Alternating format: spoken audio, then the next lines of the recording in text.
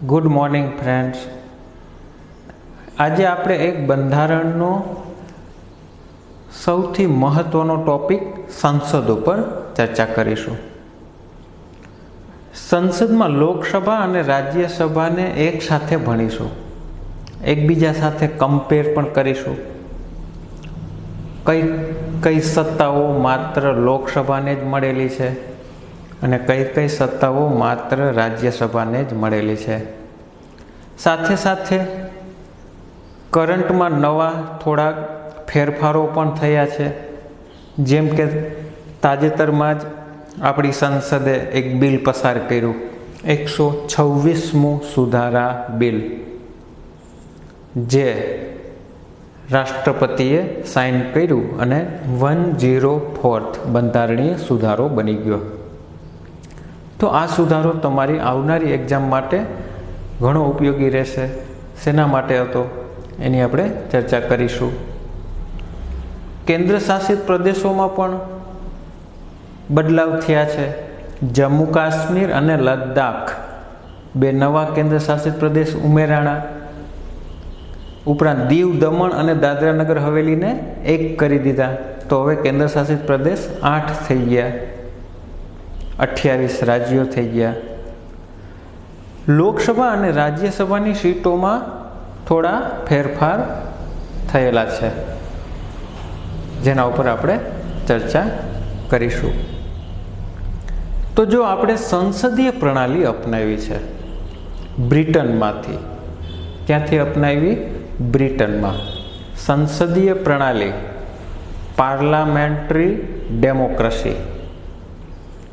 સંસદીય પ્રણાલીમાં સંસદનું મહત્વ હોય છે. ઉપરાંત વડાપ્રધાન અને મંત્રીમંડળનું વર્ચસ્વ વધુ હોય છે. રાષ્ટ્રપતિ નામ માત્રના વડા હોય છે. તો તમને ખબર છે કે આપણા બંધારણમાં પણ રાષ્ટ્રપતિ વડાપ્રધાન અને મંત્રીમંડળની સલાહ માનવા બંધાયેલા છે. 42મો સુધારો, બરોબર. તો 42મા સુધારામાં એવું લખ્યું છે કે રાષ્ટ્રપતિ છે વડાપ્રધાન અને મંત્રીમંડળની સલાહ માનવા બંધાયેલા છે. તો રાષ્ટ્રપતિ નામ માત્રના વડા છે.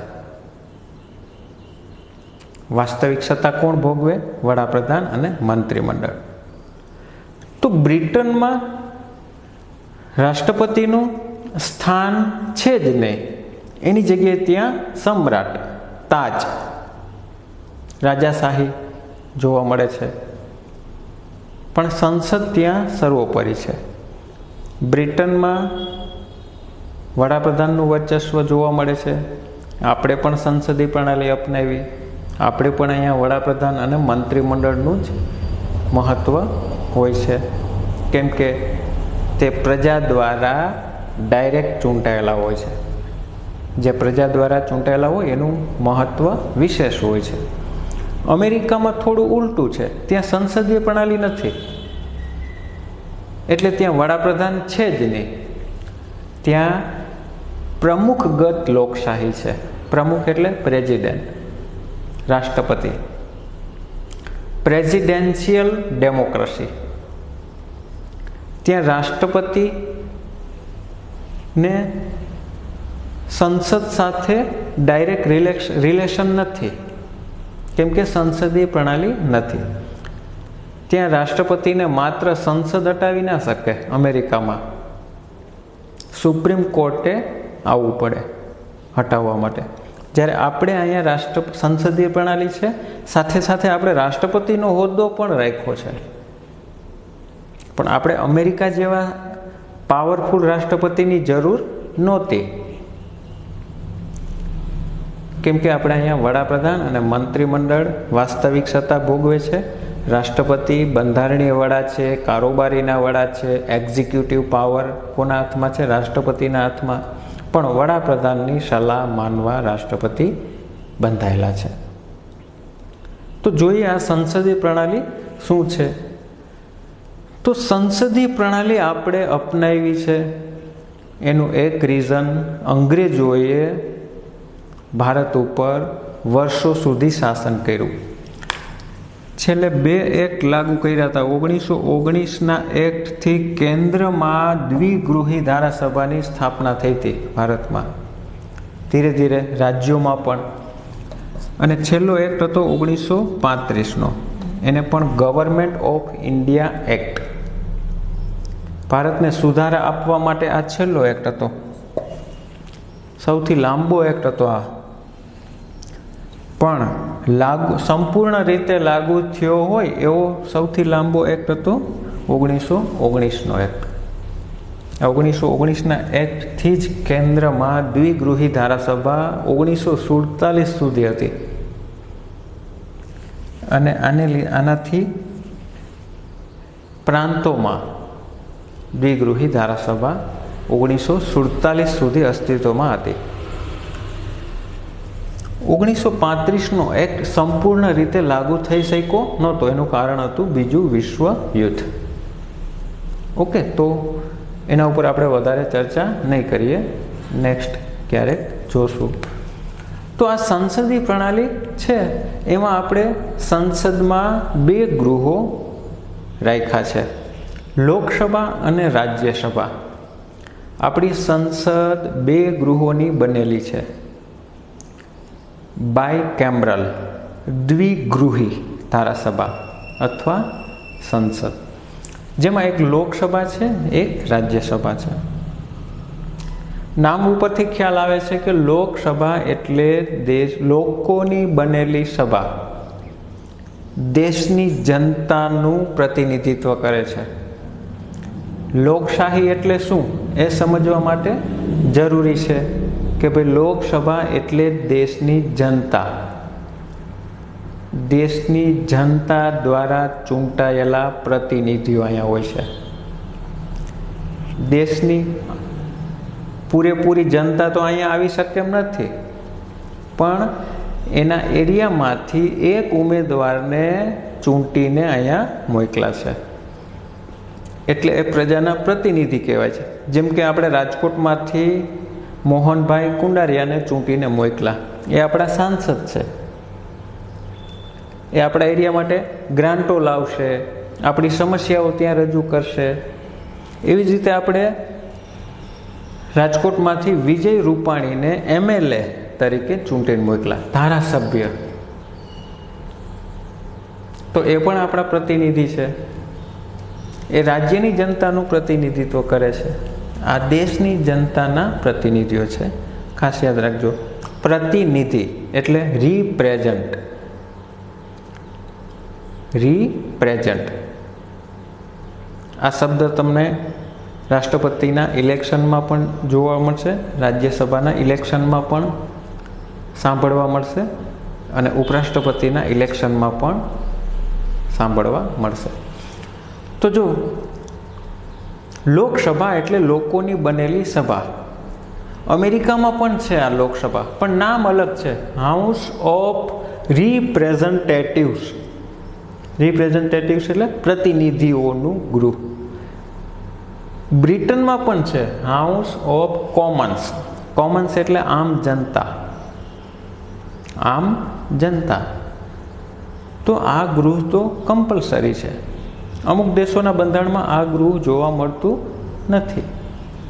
જેમ કે અમેરિકામાં એને સેનેટ કહેવાય છે, અમેરિકામાં એને સેનેટ કહેવાય. બ્રિટનમાં હાઉસ ઓફ લોર્ડ્સ. લોર્ડ્સ એટલે રાજા, લોર્ડ્સનું પ્રતિનિધિ કરે છે. બ્રિટનમાં થોડુંક અલગ છે. આપણે અહીંયા રાજ્યોનું પ્રતિનિધિત્વ કરે છે આ રાજ્યસભા, કેમ કે આપણે અહીં રાજ્યો છે, અત્યારે 28 રાજ્યો છે. પણ બ્રિટન તો નાનકડું છે, ત્યાં રાજ્યો છે જ નહીં. બ્રિટનનું બંધારણ યુનિટરી છે, એકાત્મક, એક જ ગવર્મેન્ટ. જ્યાં રાજ્યો પણ હોય ને ત્યાં 2 ગવર્મેન્ટ કામ કરતી હોય છે, કેન્દ્રમાં પણ હોય છે ને રાજ્યમાં પણ હોય છે. જે મોટા મોટા વિસ્તારમાં વસ્તીમાં દેશો છે ત્યાં આવું સમવાયતંત્રી જોવા મળે છે. કેન્દ્રમાંય સરકાર, રાજ્યોમાંય સરકાર. America, Australia, India, Brazil, Canada, પણ જે નાના નાના દેશો છે ત્યાં યુનિટરી બંધારણ હોય છે, એકાત્મક, એક જ સરકાર, કેન્દ્ર સરકાર, રાજ્યો હોતા જ નથી. બહુ સરળ બંધારણ હોય છે એનું. કેન્દ્ર અને રાજ્યો વચ્ચે કોઈ વિવાદો જોવા મળતા નથી. ઓકે, તો ત્યાં લોર્ડ્સનું પ્રતિનિધિત્વ કરે છે, યાદ રાખજો. અમેરિકામાં સેનેટ, આપણે અહીંયા રાજ્યસભા. પણ જો આપણું બંધારણ જ્યારે અમલમાં આવ્યું 26 જાન્યુઆરી 1950, ત્યારે આવા રાજ્યસભા અને લોકસભા નામ નહોતા. ત્યારે લોકસભાનું નામ હતું હાઉસ ઓફ પીપલ અને રાજ્યસભાનું નામ હતું council of state. Council of state, યાદ રાખજો. તો 23 ઓગસ્ટ 1954 રોજ આ નામ બદલી નાખ્યા. 1954 નામ બદલી રાજ્યસભા અને લોકસભા કરી નાખ્યા, યાદ રાખજો. તો લોકસભા એટલે દેશની જનતાના પ્રતિનિધિઓનું ગૃહ છે. લોકસભાની સીટો કેવી રીતે નક્કી થઈ? દેશની વસ્તીના આધારે. રાજ્યસભાની સીટો કેવી રીતે નક્કી થઈ? રાજ્યની વસ્તીના આધારે. કયા રાજ્યમાં કેટલી બેઠકો છે એ તમે પરિશિષ્ટ 4માં જોઈ શકશો.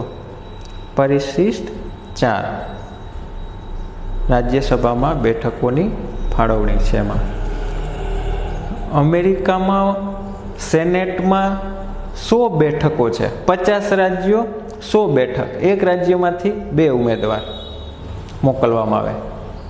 આપણે એવું નથી કર્યું, આપણે વસ્તીને ધ્યાનમાં રાખીને. હાલમાં 245 સભ્યો રાજ્યસભામાં હોય છે. રાજ્યસભા રાજ્યની બનેલી સભા. આ રાજ્યના હિતોનું રક્ષણ કરે. આપણે સંઘાત્મક શાસન પ્રણાલી અપનાવી છે, તો રાજ્યોનું ધ્યાન રાખવું પણ જરૂરી છે. આ દેશની જનતાના પ્રતિનિધિઓ છે, પણ રાજ્યનું પ્રતિનિધિત્વ, રાજ્યનું રક્ષણ કરવા માટે, રાજ્યના હિતોનું રક્ષણ કરવા માટે રાજ્યસભા ગૃહ અપનાવ્યું છે. તો યાદ રાખજો. રાજ્યસભાને નીચલું ગૃહ કહેવામાં આવે છે. પ્રથમ ગૃહ. સ્વાભાવિક છે કે લોકશાહીમાં આ લોકસભાનું મહત્વ વિશેષ હોય છે. આ લોકસભાની 543 બેઠકો હોય છે. જ્યારે ઇલેક્શન આવે, રિઝલ્ટ આવે, ત્યારે જે 50% પ્લસ 1 બેઠક જીતી જાય એ સરકાર બનાવે. જે પાર્ટી 50% પ્લસ 1 સીટ જીતી લે તો એ સરકાર બનાવે. તો જો દેશની જનતાના પ્રતિનિધિઓ જ આ સરકારને બનાવે છે. જેમ કે અત્યારે મોદી સરકાર, નરેન્દ્ર મોદી અને એનું મંત્રીમંડળ, તો એને કોને ત્યાં બેસાડ્યા? દેશની જનતાએ. અને આ લોકસભા જ એને ત્યાંથી હટાવી પણ શકે. કેવી રીતે? અવિશ્વાસ પ્રસ્તાવ લાવીને. તો આપણે એ ચર્ચા કરીશું આગળ, જ્યારે મંત્રી પરિષદ ભણીશું ત્યારે. તો પ્રથમ ગૃહ એટલા માટે કહેવાય છે. પણ નીચલું ગૃહ અને ઉપલું ગૃહ આવું ઓરિજિનલ બંધારણમાં ક્યાંય છે નહીં. બ્રિટનમાંથી આ ખ્યાલ ઉતરી આવ્યો. ઓકે, તો લોકસભા નીચલું ગૃહ, રાજ્યસભા ઉપલું ગૃહ, પણ કાયમી ગૃહ છે રાજ્યસભા, એ સમજવું જરૂરી છે. લોકસભાનો કાર્યકાળ 5 વર્ષ છે. લોકસભાનો કાર્યકાળ 5 વર્ષ. 5 વર્ષ પૂરા થાય એટલે ફરીથી લોકસભાની ચૂંટણી આવે. ફરીથી 543 સભ્યો ચૂંટાઈને આવે. એ નવી લોકસભામાં બેસશે. 1951માં પહેલી વાર લોકસભાની ચૂંટણી થઈ હતી. પહેલી વાર લોકસભા. સામાન્ય ચૂંટણીઓ એને કહેવાય છે. આખા આ ભારતમાં દર 5 વર્ષે સૌથી મહત્વનું ઇલેક્શન આવતું હોય તો એ લોકસભાનું છે. રાષ્ટ્રપતિનું ઇલેક્શન મહત્વનું નથી, કેમ કે એમાં ડાયરેક્ટ દેશની જનતા વોટિંગ નથી કરતી. પણ જે ડાયરેક્ટ ચૂંટાયેલા હોય એનું મહત્વ વધારે હોય છે.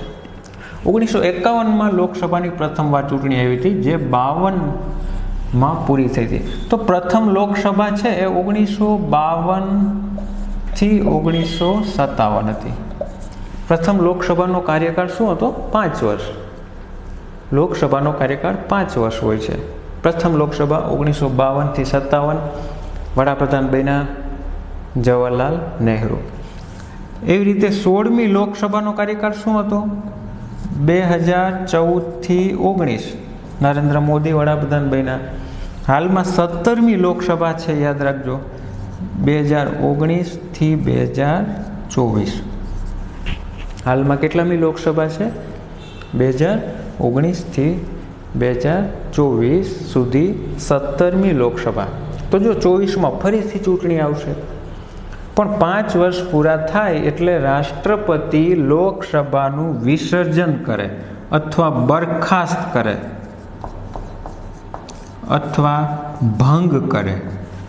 ભંગ, આ ત્રણેય શબ્દ યાદ રાખજો. 5 વર્ષ પૂરા થાય એટલે રાષ્ટ્રપતિ લોકસભાનું વિસર્જન કરે. કોની સલાહથી? વડાપ્રધાનની સલાહથી. વડાપ્રધાનની સલાહથી લોકસભાનું વિસર્જન કરે. તો લોકસભાનો કાર્યકાળ 5 વર્ષ હોય છે. આ સભ્યો બધા છે 5 વર્ષ માટે ચૂંટાય છે. 5 વર્ષ માટે ચૂંટાય છે. આ ચૂંટણીઓ લડવા માટેની લાયકાતો નક્કી થઈ હતી. 2 એક્ટ ઘડ્યા હતા, RPA 1950 અને RPA 1951. Representation of people act, લોક પ્રતિનિધિત્વ ધારો અથવા લોક પ્રતિનિધિ ધારો. જો આ 2 કાયદા ઘડવામાં આવ્યા હતા, જેને આધારે આ ઇલેક્શન સભ્ય બનવા માટેની લાયકાતો નક્કી થઈ હતી. લોક પ્રતિનિધિત્વ ધારો. રાષ્ટ્રપતિની ચૂંટણી આપણે પહેલી વાર 1952માં થઈ હતી. ત્યારે એક્ટ ઘડ્યો હતો કે ભાઈ રાષ્ટ્રપતિ બનવા માટે શું લાયકાતો જોઈએ, શરતો. એના માટે એક્ટ ઘડ્યો હતો presidential election act. Presidential election act 1952. તો 1951માં લાયકાતો લખી છે. ભાઈ તમારે લોકસભાના સભ્ય બનવું હોય તો 25 વર્ષ પૂરા કરેલા હોવા જોઈએ. કેટલા? 25 વર્ષ. તમારે વિધાનસભાના સભ્ય બનવું હોય તો 25 વર્ષ પૂરા કરેલા હોવા જોઈએ. જેવું આ છે ને એવું જ આ છે, અને જેવું આ છે એવું જ આ છે. રાજ્યસભાના તમારે ઉમેદવાર બનવું હોય તો 30 વર્ષ પૂરા કરેલા હોવા જોઈએ. ઓકે, તો RPA representation of people act 1951. Rajya Sabha ઉપલું ગૃહ છે, કાયમી ગૃહ છે. રાજ્યસભામાં 245 સભ્યો એક સાથે નિવૃત્ત ના થાય. કોઈ સભ્ય રાજ્યસભામાં ચૂંટાય તો એ 6 વર્ષ સુધી બેસી શકે, વધુમાં વધુ. કેટલા વર્ષ? 6 વર્ષ. લોકસભામાં 5 વર્ષ, રાજ્યસભામાં 6 વર્ષ. પણ એક સાથે સભ્યો નિવૃત્ત ના થાય.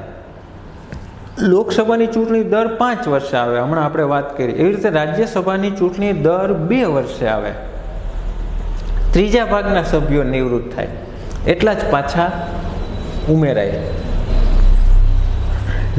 રાજ્યસભા કાયમી ગૃહ છે, દર 2 વર્ષે ઇલેક્શન આવે, ત્રીજા ભાગના સભ્યો નિવૃત્ત થાય. કોણ નિવૃત્ત થાય? જેના 6 વર્ષ પૂરા થયા હોય. જે નિવૃત્ત થાય એની જગ્યાએ નવા ચૂંટીને મોકલે. કોણ મોકલે? વિધાનસભાના સભ્યો. જેમ કે આપણે ગુજરાતમાં 182 ધારાસભ્ય છે, તો 182 ધારાસભ્યો બીજા સભ્યોને, જેટલી સીટો ખાલી પડી હોય ને એટલા, જેટલા નિવૃત્ત થયા હોય એટલા. જેમ કે હમણાં જ હજી 2 મહિના પહેલાં જ ઇલેક્શન પૂરું થયું, 4 સભ્યો ચૂંટાઈને મોકલા. રાજ્યસભા, રાજ્યની બનેલી સભા, તો એમાં સભ્યો કોણ મોકલે? વિધાનસભા. કોણ મોકલે? વિધાનસભા. આ ગૃહ તો બધા રાજ્યોમાં નથી, આ કમ્પલસરી નથી. હવે તો 5 જ રાજ્યોમાં, 5-6 રાજ્યોમાં જ છે. હમણાં ચર્ચા કરીશું એની. તો જે નિવૃત્ત થાય 1/3 સભ્યો દર 2 વર્ષે નિવૃત્ત થાય, અને એટલા જ પાછા મોકલવામાં આવે. કોણ મોકલે? બધા રાજ્યો. બધા રાજ્યોની વિધાનસભા. રાજ્યસભાના સભ્યો. ઓકે, તો રાજ્યસભા છે એ કેવું ગૃહ છે?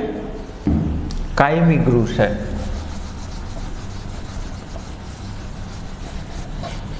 જ્યારે પહેલી વાર 1952માં રાજ્યસભા સંસદ છે એની પહેલી બેઠક 13 મે 1952. સંસદની પહેલી બેઠક ક્યારે મળી હતી? 13 મે 1952. લોકસભાનું ગઠન ક્યારે થયું હતું? 13 એપ્રિલ 17 એપ્રિલ પહેલી વાર લોકસભાનું ગઠન થયું. બેઠક મળી હતી સંસદની 13 મે. એવી રીતે 3 એપ્રિલ 1952 પહેલી વાર રાજ્યસભાનું ગઠન ક્યારે થયું? 3 એપ્રિલ. અહીંયા 17 એપ્રિલ. સંસદનું પહેલું સત્ર ક્યારે મળ્યું એવું પૂછે તો 13 મે 1952. તો જો 13 મે 1952 પણ જ્યારે પહેલી વાર રાજ્યસભાનું ઇલેક્શન થયું ત્યારે 204 સભ્યો ચૂંટાઈને આવ્યા પ્લસ 12 સભ્યો રાષ્ટ્રપતિ નોમિનેટ કરે. એ હમણાં એના ઉપર આપણે ચર્ચા કરીશું. તો ટોટલ 216 સભ્ય આવ્યા રાજ્યસભામાં. જો સ્ટાર્ટિંગ હતું થોડુંક એડજસ્ટ કરવું પડે એમ હતું, કેમ કે 1952માં 216 સભ્યો આવ્યા તો 1900 સ્વાભાવિક છે કે 58 એટલે કે 6 રાજ્યસભામાં એક સભ્ય 6 વર્ષ બેસે તો એને 1958 સુધી બેસવાનું હતું ને. પણ દર 2 વર્ષે રાજ્યસભાનું ઇલેક્શન આવે એનો મતલબ 1954માં પહેલાં તો ચૂંટાઈને આવી ગયા 216 સભ્યો, પણ હવે 54માં રિટાયર્ડ કોને કરવા? 2 વર્ષ પછી રાજ્યસભાનું ઇલેક્શન આવે, 1/3 સભ્યોને નિવૃત્ત કરવાના છે. પણ હજી 6 વર્ષ તો પૂરા થયા નથી કોઈના, તો ચિઠ્ઠીઓ ફેંકવામાં આવી હતી જેના ભાગમાં 2 વર્ષે રિટાયર્ડ થવાનું જેની ચિઠ્ઠીમાં 2 વર્ષ લખ્યા હતા એને નિવૃત્ત થવું પડ્યું. એનો મતલબ 1/3 સભ્યો 54માં નિવૃત્ત કર્યા, ભલે એનો કાર્યકાળ 6 વર્ષ પૂરો ના થયો હોય. વળી પાછું 56માં ફરીથી 56માં ચિઠ્ઠીઓ ઉલારી, જેના ભાગમાં ચિઠ્ઠી આવી એમાં 4 વર્ષ લખ્યા હતા, તો એ 1/3 સભ્યોને 4 વર્ષમાં નિવૃત્ત થવું પડ્યું. અને પછી 58માં જે વૈધા એ બધા 58માં નિવૃત્ત થયા. તો હવે દર 2 વર્ષે રેગ્યુલર થઈ ગયું, દર 2 વર્ષે 1/3 સભ્યો નિવૃત્ત થાય એટલા જ પાછા ઉમેરાઈ જાય. તો રાજ્યસભા છે કાયમી ગૃહ છે, એક સાથે સભ્યો ક્યારેય નિવૃત્ત ના થાય, રાજ્યસભા ક્યારેય ખતમ ના થાય, રાજ્યસભાનું વિસર્જન ના થાય, કેમ કે કન્ટિન્યુ ગૃહ છે. એકવાર સ્થાપના થઈ ગઈ પછી પૂરું. માની લો જે 2016માં જે આપણે 2016માં જે સભ્યો ચૂંટાણા એ ક્યારે નિવૃત્ત થાય? 2022માં. 2018માં જે સભ્યો ચૂંટાણા હતા એ ક્યારે નિવૃત્ત થાય? 24માં. અને 2020માં જે ચૂંટાણા એ ક્યારે નિવૃત્ત થાય? 26માં. તો આ રીતે રાજ્યસભા કન્ટિન્યુ ગૃહ છે, કાયમી ગૃહ છે, યાદ રાખજો, જેનો કોઈ કાર્યકાળ હોતો નથી, પણ એક સભ્ય 6 વર્ષ માટે બેસે. લોકસભામાં એક સભ્ય 5 વર્ષ માટે બેસે, રાજ્યસભામાં એક સભ્ય 6 વર્ષ માટે ચૂંટાય. પણ દર 2 વર્ષે 1/3 સભ્યો નિવૃત્ત થાય એટલા જ પાછા ઉમેરાઈ જાય. તો યાદ રાખજો, મહત્તમ સભ્ય સંખ્યા 552. મહત્તમ સભ્ય સંખ્યા કેટલી રાખી શકાય લોકસભાની? 552. પણ એમાં 2 ઘટી જશે, કેમ કે હવે એંગ્લો ઇન્ડિયન નીકળી જશે. કેવી રીતે હમણાં જોઈએ. જો 552 રાખવી હોય તો 530 રાજ્યોમાંથી આવશે, 20 સભ્યો કેન્દ્ર શાસિત પ્રદેશમાંથી લઈ શકાય વધુમાં વધુ, અને 2 એંગ્લો ઇન્ડિયન. આ 2 છે એ એંગ્લો ઇન્ડિયન છે જેને રાષ્ટ્રપતિ एंग्लो इंडियन राष्ट्रपति 2 एंग्लो इंडियन नी निमणूक करे। अनुच्छेद 331 में एवं कीधुं लोकसभा में राष्ट्रपति 2 एंग्लो इंडियन ने नियुक्त करे, निमणूक नहीं, नियुक्त करे, अपॉइंटमेंट नहीं, अपॉइंटमेंट नहीं पण नोमिनेट शब्द वपराय छे, याद राखजो। लोकसभा में केटला सभ्यों ने नोमिनेट करे राष्ट्रपति? 2, पण हवेथी नहीं करे। ओके, तो 552 राखवी तो राखी शकाय। आ पहेलानी वात छे, 2020 पहेलानी वात।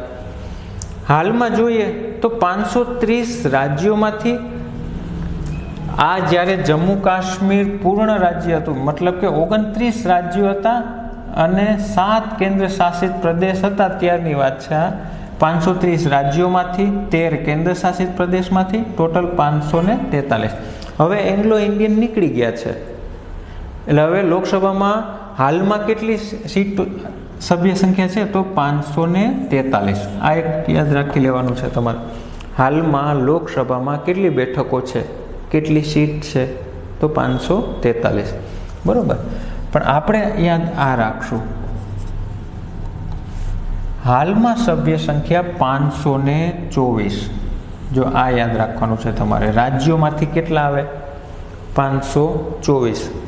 केन्द्र शासित प्रदेश में केटला आवे? 19। शू कामे? तो कि जो जम्मू काश्मीर ज्यारे राज्य हतुं,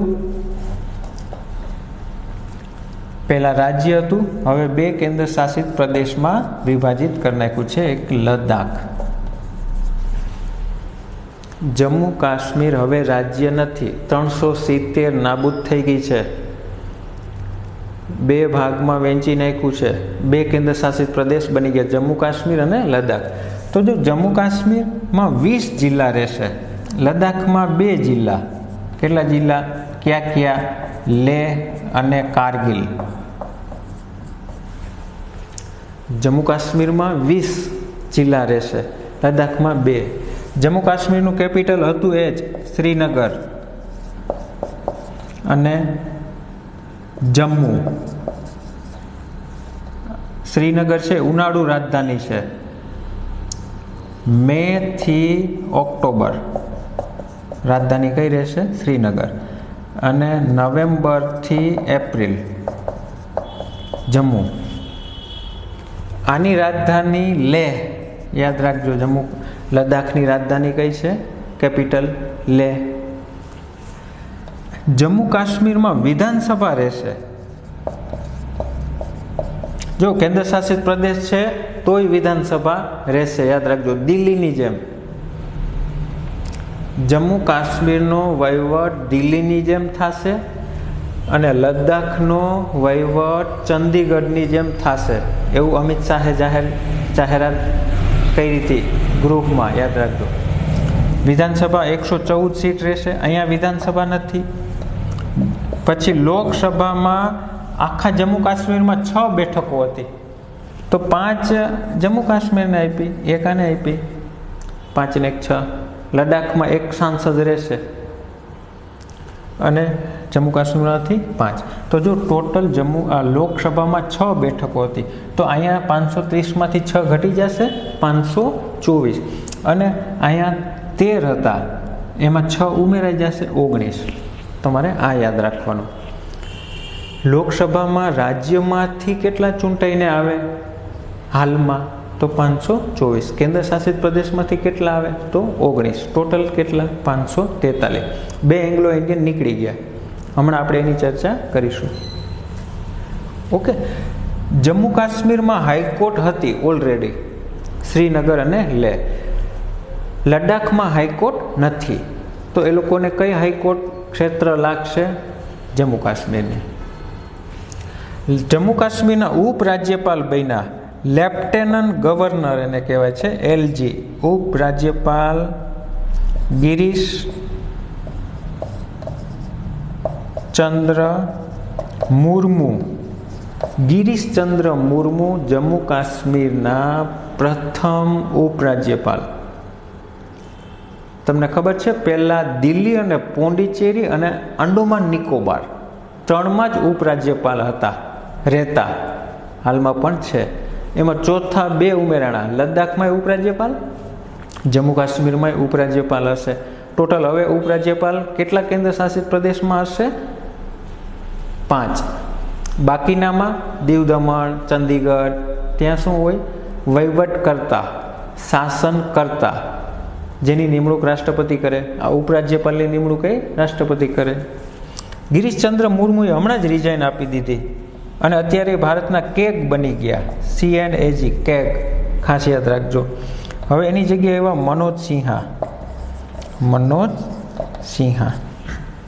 મનોજ સિંહા અત્યારે ઉપરાજ્યપાલ છે, લેફ્ટેનન્ટ ગવર્નર. ક્યાંના? જમ્મુ કાશ્મીર. લદ્દાખમાં છે રાધાકૃષ્ણ માથુર. એ હજી બદલા નથી, હમણાં જ નિમણૂક થયા. કેન્દ્ર શાસિત પ્રદેશ ટોટલ 8 છે.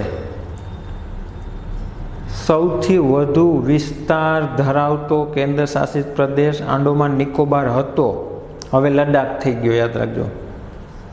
સૌથી વિસ્તારમાં મોટો જિલ્લો તો કચ્છ જ છે, પણ સૌથી મોટો કેન્દ્ર શાસિત પ્રદેશ વિસ્તારમાં તો લદ્દાખ, વસ્તીમાં દિલ્હી, સૌથી નાનો લક્ષદ્વીપ.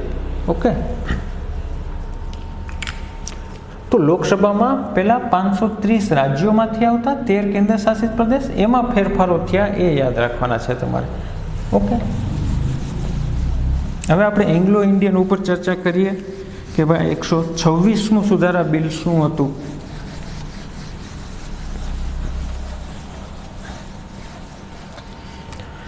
તો જો તાજેતરમાં જ 126 બંધારણીય સુધારા બિલ 2019માં સંસદે પાસ કર્યું. બિલ અથવા વિધેયક કહેવાય હિન્દીમાં, ગુજરાતીમાં આપણે એને ખરડો કહીએ છીએ. ખરડો. બિલ ઉપર રાષ્ટ્રપતિ સાઇન કરે એટલે એ કાયદો બની જાય, એક્ટ બની જાય, અને એનો ક્રમ પણ અલગ હોય. જેટલા બિલ રાષ્ટ્રપતિએ સાઇન કર્યા હોય એનો ક્રમ અલગ હોય. 104th બંધારણીય સુધારો આપણે ગુજરાતીમાં કહીએ છીએ બંધારણીય સુધારો, કોન્સ્ટિટ્યુશનલ અમેન્ડમેન્ટ એક્ટ. ઓલું શું હતું? Constitutional amendment bill. બિલ છે એક્ટ બની જાય. તો હવે બંધારણીય સુધારો એટલે કે કાયદો 20માં સાઇન કર્યું હતું. તો શું હતું આ 126મું સુધારા બિલ? તો જોઈએ અનુચ્છેદ 334 જ્યારે બંધારણ અમલમાં આવ્યું ત્યારે એવું લખ્યું હતું કે SC ST અને એંગ્લો ઇન્ડિયન,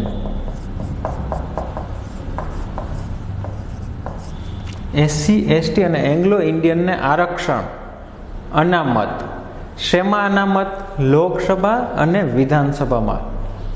ખાસ યાદ રાખજો, લોકસભા અને વિધાનસભામાં જ આરક્ષણ આપવામાં આવ્યું છે. રાજ્યસભા અને વિધાન પરિષદમાં કોઈ જાતનું આરક્ષણ હોતું નથી, ખાસ યાદ રાખજો. તો જો લોકસભા અને વિધાનસભામાં SC ST અને એંગ્લો ઇન્ડિયન માટે અનામત, પણ જ્યારે બંધારણ અમલમાં આવ્યું ત્યારે 10 વર્ષ માટે હતું. કેટલા વર્ષ માટે? 10 વર્ષ. તો જો 10 વર્ષ પૂરા થાય એટલે ફરીથી બંધારણમાં સુધારો કરવો પડશે. વળી 20 વર્ષ કર્યા, 30 વર્ષ કર્યા, 40 કર્યા, 50 કર્યા, 60, ને હવે 70 વર્ષ પૂરા થયા. SC ST અને એંગ્લો ઇન્ડિયનના 25 જાન્યુઆરી 2020ના રોજ 70 વર્ષ પૂરા થયા. 50માં શરૂઆત થઈ હતી, 2020માં એના કેટલા વર્ષ પૂરા થયા? 70. તો સ્વાભાવિક છે કે બંધારણમાં આ 334માં ફરીથી સુધારો કરવો પડશે. અહીંયા 60ની જગ્યાએ 70ની જગ્યાએ શું કરવું પડશે? 80. તો હવે સુધારો કર્યો 25 જાન્યુઆરી 2030 સુધી એસસી અને એસટી ક્યાં લોકસભા અને વિધાનસભામાં, પણ આ વખતે એંગ્લો ઇન્ડિયનને હટાવી દીધા. એંગ્લો ઇન્ડિયનને ફરીથી રિપીટ ના કર્યા. કેમ કે કેન્દ્ર સરકારે એવી જાહેરાત કરી કે ભાઈ 2011ની વસ્તી પ્રમાણે ભારતમાં 296 જ એંગ્લો ઇન્ડિયન છે. 296 જ એંગ્લો ઇન્ડિયન છે, જે પૂરતા પ્રમાણમાં નથી.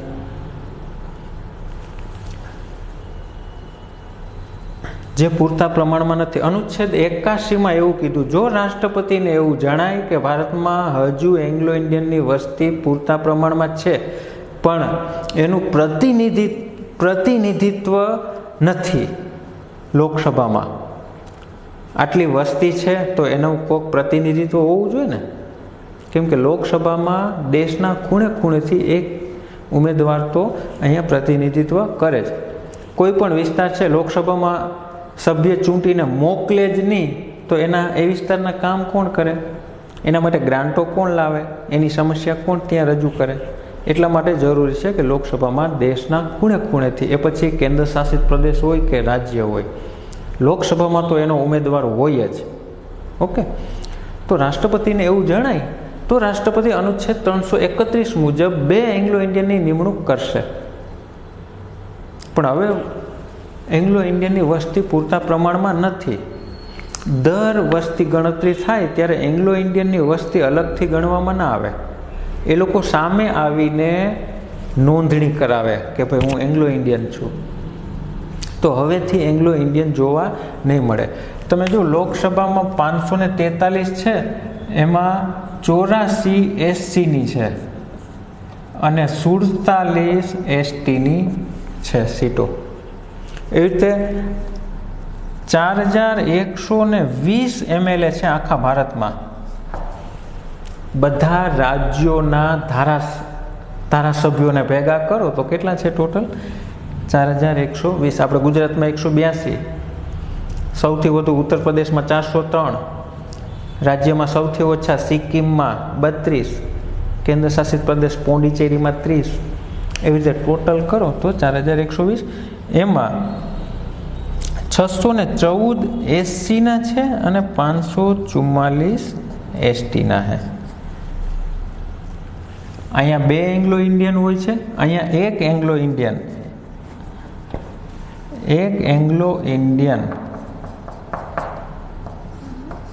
કોણ નિયુક્ત કરે? રાજ્યપાલ વિધાનસભામાં એક એંગ્લો ઇન્ડિયનની નિમણૂક કરી શકે. અનુચ્છેદ 333માં એવું કીધું. 170માં એવી જોગવાઈ છે કે રાજ્યપાલને એવું લાગે કે આ રાજ્યમાં એંગ્લો ઇન્ડિયનની વસ્તી પૂરતા પ્રમાણમાં છે તો એનું વિધાનસભામાં પ્રતિનિધિત્વ હોવું જરૂરી છે, તો એક એંગ્લો ઇન્ડિયનની નિમણૂક કરે. ભારતમાં 14 રાજ્યોમાં એંગ્લો ઇન્ડિયનની નિમણૂક થતી, યાદ રાખજો. કેટલા? 14 રાજ્યોમાં એંગ્લો ઇન્ડિયન જોવા મળતા. તો એનો મતલબ હવે તમને એંગ્લો ઇન્ડિયન લોકસભામાં જોવા નહીં મળે. 126 બંધારણની સુધારા બિલ શેના માટે હતું? તો કે પહેલાં અહીંયા જે 10 વર્ષની જોગવાઈઓ હતી તો એમાં જેવા 10 વર્ષ પૂરા થયા ફેરફારો કર્યા, બરોબર. તો 8મો, 23મો, છેલ્લે 2009માં સુધારો થયો અને સાવ છેલ્લે 2019માં બિલ લાવ્યા, 20માં રાષ્ટ્રપતિએ સાઇન કર્યું. તો જો આવા ઘણા સુધારા થયા, 10ના 20 કર્યા, 20ના 30 કર્યા, 30ના 40 કર્યા, પણ એંગ્લો ઇન્ડિયનને હવે રિપીટ કર્યા નથી. જો અનુચ્છેદ 334માં ફેરફાર ના કરે તો 4 અનુચ્છેદ સમાપ્ત થઈ જાય.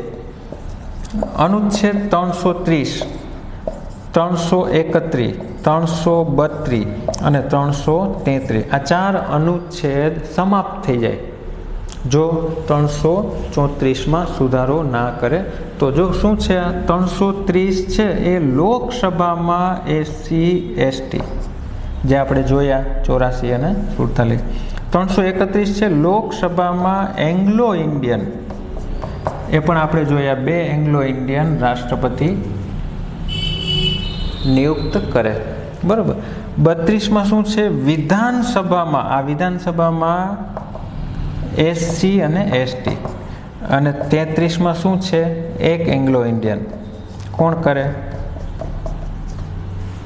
રાજ્યપાલ. તો જો આ ચારેય અનુચ્છેદ સમાપ્ત થઈ જાય જો 334માં સુધારો ના કરે તો. ઓકે, તો યાદ રાખજો, આપણું બંધારણ અમલમાં આવ્યું ત્યારે એસસી કોને કહેવા, એસટી કોને કહેવા, એની સ્પષ્ટ ક્યાંય વ્યાખ્યા આપવામાં નહોતી આવી. પણ અનુચ્છેદ 340માં રાષ્ટ્રપતિ પાસે પાવર છે કે તપાસ પંચની રચના કરવામાં આવે એસસી એસટી માટે અથવા અનુસૂચિત જાતિ અને જનજાતિ માટે એક પંચની રચના કરવામાં આવે. ઓકે, તો એવા 2 પંચ બન્યા છે ભારતમાં. એક 1959માં કાકા સાહેબ કાલેલકર પંચ, અને 1955માં હતું. 1979માં બીપી માંડલ પંચ. આજે જે ઓબીસી માટે અનામત મળી છે એસસી એસટી ઓબીસી માટે, તો એ માંડલ પંચ લાગુ થયું હતું. વીપી સિંહની સરકારમાં લાગુ થયું હતું અને એને લીધે વીપી સિંહની સરકાર ગબડી ગઈ હતી. ઓકે, તો બિંદેશ્વરી પ્રસાદ માંડલ એસસી એસટી માટે 2 પંચોની રચના થઈ છે. એક કાકા સાહેબ કાલેલકર પંચ અને બીજું હતું બીપી માંડલ પંચ, જેને માંડલ પંચથી ઓળખવામાં આવે છે. તો યાદ રાખજો. એંગ્લો ઇન્ડિયન વિશે આપણે થોડું જોઈએ. ઈસ્ટ ઇન્ડિયા કંપની ભારતમાં વ્યાપાર માટે આવી હતી અને એ અંગ્રેજોએ ભારતીય સ્ત્રીઓ સાથે લગ્ન કરેલા, જેને લીધે સંતાનો પણ ઉદ્ભવેલા. તો આ Anglo Indian government of India act 1919થી એંગ્લો ઇન્ડિયનને અલગ મતાધિકાર આપવામાં આવ્યા હતા. 1909 મોર્લે મિન્ટો સુધારામાં મુસ્લિમોને અલગથી મતાધિકાર આપવામાં આવ્યા, બરાબર. ત્યાર પછી 1919માં Sikh Anglo Indian. Government of India act 1935માં એંગ્લો ઇન્ડિયન શબ્દની વ્યાખ્યા કરવામાં આવી અને બંધારણ અમલમાં આવ્યા પછી એંગ્લો ઇન્ડિયનની વસ્તી પૂરતા પ્રમાણમાં હતી અને એટલા માટે રાષ્ટ્રપતિ 2 એંગ્લો ઇન્ડિયનને લોકસભામાં નોમિનેટ કરતા. તો જો બંધારણના ભાગ 19માં એંગ્લો ઇન્ડિયન અનુચ્છેદ 366(2) એંગ્લો ઇન્ડિયનની વ્યાખ્યા આપવામાં આવી છે. એંગ્લો ઇન્ડિયનની વ્યાખ્યા: એંગ્લો ઇન્ડિયન એટલે એવો વ્યક્તિ જેના પિતા અથવા દાદા અથવા પરદાદા યુરોપિયન હોય. અંગ્રેજ હોય એમ નહીં, ખાલી અંગ્રેજો જ ભારતમાં નહોતા આવ્યા, ફ્રેન્ચો આવ્યા હતા, પોર્ટુગીઝો આવ્યા હતા. તો યુરોપિયન હોય અને માતા હંમેશા ભારતીય હોય. હાલમાં પણ ભારતમાં નિવાસ કરતો હોવો જોઈએ એ વ્યક્તિ એંગ્લો ઇન્ડિયન કહેવાય છે. તો અનુચ્છેદ 366માં રાષ્ટ્રપતિ 2 સભ્યોની નોમિનેટ કરે, 331, અહીંયા 333. તમને એમ કહે કે 16મી લોકસભા હમણાં જોયું 2014થી 19, 2 એંગ્લો ઇન્ડિયન હતા, રિચાર્ડ હે અને જ્યોર્જ બેકર. આ બંને, રિચાર્ડ હે કેરળના હતા, આ વેસ્ટ બેંગોલ. ભારતમાં છેલ્લે 2 એંગ્લો ઇન્ડિયન ક્યાં હતા એવું પૂછે, નોમિનેટ થયેલા, તો આ નામ યાદ રાખજો, રિચાર્ડ હે અને જ્યોર્જ બેકર. તમને એમ પૂછે ભારતમાં સૌથી વધુ વખત નોમિનેટ થયા હોય એવા એંગ્લો ઇન્ડિયન કોણ? તો ફ્રેન્ક એન્થોની 7 વાર એંગ્લો ઇન્ડિયન તરીકે લોકસભામાં નોમિનેટ થયા હતા. યાદ રાખજો, 7 વાર ફ્રેન્ક એન્થોની. તો આ એંગ્લો ઇન્ડિયન થયા. તો લોકસભાની બેઠકોમાં જે આ ફેરફારો થયા છે એ ખાસ યાદ રાખજો. હવે જોઈએ રાજ્યસભામાં 238 પ્લસ 12 બરાબર 250. વધુમાં વધુ કેટલા સભ્યો રાખી શકાય? 250. 250 રાખવા હોય તો ચૂંટાઈને કેટલા આવશે? 238 પ્લસ 12 નોમિનેટ નિયુક્ત સભ્યો. પણ એમાં શું ફેરફાર થયા એ જોઈએ. આ છે જમ્મુ કાશ્મીર પૂર્ણ રાજ્ય હતું ત્યારે 229 રાજ્યોમાંથી, 4 કેન્દ્ર શાસિત પ્રદેશમાંથી અને 12 સભ્યો રાષ્ટ્રપતિ દ્વારા નોમિનેટ. તો એમાં ફેરફાર થયા છે 4. 229 રાજ્યોમાંથી આવતા ને એમાં 4 ઘટી ગયા. કેમ કે હમણાં આપણે જોયું તો લોકસભા જમ્મુ કાશ્મીરમાં અને લડાખ, જમ્મુ કાશ્મીરમાં રાજ્યસભાની 4 સીટો પહેલાં હતી અને અત્યારે 4 રાજ્યસભાની જમ્મુ કાશ્મીરને મળી ગઈ. કેન્દ્ર શાસિત પ્રદેશમાંથી રાજ્યસભામાં પ્રતિનિધિત્વ ના હોય, પણ 3 કેન્દ્ર શાસિત પ્રદેશ હવે એવા છે કે જ્યાં વિધાનસભા છે. જ્યાં વિધાનસભા હોય એવા કેન્દ્ર શાસિત પ્રદેશો ક્યાં ક્યાં છે? હમણાં જ વાત કરી હતી, દિલ્હી, પોંડિચેરી અને જમ્મુ કાશ્મીર. દિલ્હી, પોંડિચેરી અને જમ્મુ કાશ્મીર આ 3 કેન્દ્ર શાસિત પ્રદેશ એવા છે જ્યાં વિધાનસભા છે. તો વિધાનસભા હોય તો એ લોકો રાજ્યસભામાં પ્રતિનિધિ મોકલશે, યાદ રાખજો. તો જો જમ્મુ કાશ્મીર જ્યારે પૂર્ણ રાજ્ય હતું ત્યારે રાજ્યોમાંથી 229, કેન્દ્ર શાસિત પ્રદેશમાંથી 4 અને 12 રાષ્ટ્રપતિ નોમિનેટ કરતા. તો પહેલા 4 ક્યાં હતા? તો દિલ્હીમાં 3, પોંડિચેરીમાં 1 અને હવે જમ્મુ કાશ્મીરમાં 4. ટોટલ કેટલા થયા? 8. શું યાદ રાખશો? આ યાદ રાખવાનું, રાજ્યસભામાં રાજ્યોનું પ્રતિનિધિત્વ કેટલું છે અથવા રાજ્યસભામાં રાજ્યોમાંથી કેટલા સભ્યો ચૂંટાઈને આવે. કેન્દ્ર શાસિત પ્રદેશમાંથી કેટલા? 8. 12 રાષ્ટ્રપતિ નોમિનેટ કરશે. તો આ 12 કોણ હોય છે? જેમણે નોમિનેટ કરે છે રાષ્ટ્રપતિ કોણ હોય છે? તો કે કોઈક સાહિત્ય, કલા, વિજ્ઞાન, સમાજ સેવા આવા 4 ક્ષેત્રોમાંથી પસંદ થાય છે. રાષ્ટ્રપતિ કોઈ આવી ફેમસ પર્સનાલિટી હોય એને આમંત્રણ આપે સાંસદ બનવા માટે. જો લોકસભા અને રાજ્યસભાના સભ્યો હોય એને સાંસદ કહેવાય, સંસદ સભ્ય, મેમ્બર ઓફ પાર્લામેન્ટ, MP.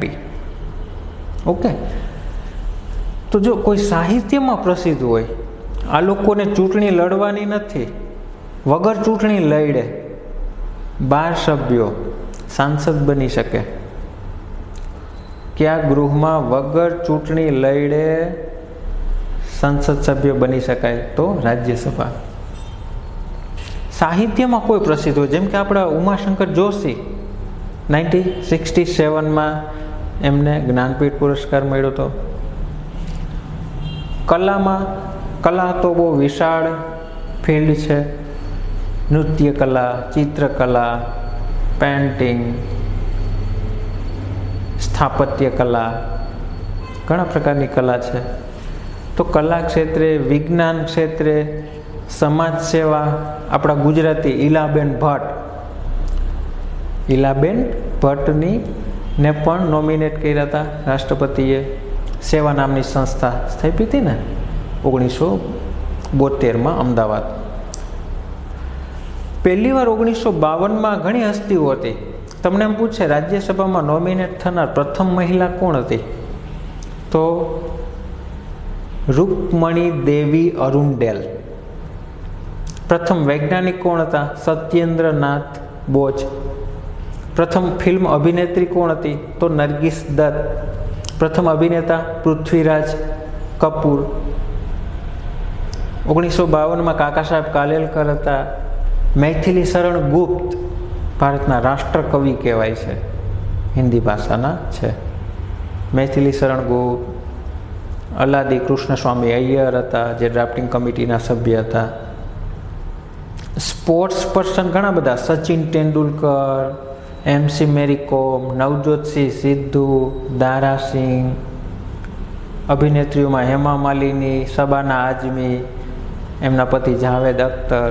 તો ઘણા બધા ફેમસ પર્સનને નોમિનેટ કરેલા છે અત્યાર સુધીમાં. હાલમાં પૂર્ણિમાબેન પકવાસાના પુત્રી સોનલ માનસિંહ છે, અત્યારે MC મેરી કોમ છે. તો જો આવા હસ્તીઓને પણ સાંસદ બનવાનો મોકો મળે, એ લોકો પોતાના અનુભવો શેર કરે. સંસદ દેશ માટે કાયદા ઘડવાનું કામ કરે છે, અને કાયદા ઘડવામાં આ લોકો પણ ઉપયોગી બની રહે. તો આવા ઉદ્દેશથી રાજ્યસભામાં 12 સભ્યોની નિમણૂક રાષ્ટ્રપતિ કરે છે. એને આ સભ્યો જેટલો જ અધિકાર છે, એ પણ મંત્રી બની શકે. ઓકે, તો યાદ રાખજો 12 સભ્યો. લોકસભાનો કાર્યકાળ 5 વર્ષ આપણે જોયું. અહીંયા કાર્યકાળ હોતો નથી, એ તમને હવે સમજાઈ ગયું. રાજ્યસભા કાયમી ગૃહ છે. સભ્યોનો કાર્યકાળ 5 વર્ષ. અહીંયા સભ્યોનો કાર્યકાળ 6 વર્ષ છે, બરાબર. આયુષ્યમાં 25 વર્ષ. નીચલા ગૃહના સભ્ય બનવું હોય, તમારે ઇલેક્શન લડવું હોય તો 25 વર્ષ પૂરા કરેલા હોવો જોઈએ. નીચલા ગૃહમાં 25, ઉપલા ગૃહમાં 30. એક 3 ખાલી રાષ્ટ્રપતિ, ઉપરાષ્ટ્રપતિ અને રાજ્યપાલ. આ 3 હોદ્દાઓ માટે જ 35 વર્ષ પૂરા કરેલા હોવા જોઈએ, યાદ રાખજો. આ 3 મહાનુભાવો અથવા આ 3 હોદ્દાઓ મેળવવા માટે 35 વર્ષ પૂરા કરેલા હોવા જોઈએ. લોકસભામાં સભ્ય બનવું હોય તો 25, અહીંયા 25, અહીંયા 30, અહીંયા 30. સ્થાનિક સ્વરાજ્યની ચૂંટણી લડવી હોય તમારે, ગ્રામ પંચાયત, તાલુકા પંચાયત, જિલ્લા પંચાયત, નગરપાલિકા, મહાનગરપાલિકા, એમાં 21. તો 21, 25, 30 અને 35. ઓકે. તો વિસર્જન રાષ્ટ્રપતિ કરે, અહીંયા વિસર્જન થતું નથી, કાયમી ગૃહ છે. એવું જ સેમ, જેવું લોકસભા છે એવું જ વિધાનસભા ગૃહ છે, જેવું રાજ્યસભા છે એવું આ છે. તો હજી આમાં આપણે થોડીક ઇમ્પોર્ટન્ટ મહત્વના અનુચ્છેદો ઉપર ચર્ચા કરવાની છે નેક્સ્ટ લેક્ચરમાં. લોકસભાના અધ્યક્ષ ઉપર ચર્ચા કરશું ડિટેલમાં. એવી રીતે રાજ્યસભાના સભાપતિ, પછી બજેટ કેવી રીતે પાસ કરે, બિલ કાયદો કેવી રીતે બને, સંસદીય પ્રક્રિયા ઉપર આપણે થોડીક ચર્ચા કરશું નેક્સ્ટ લેક્ચરમાં.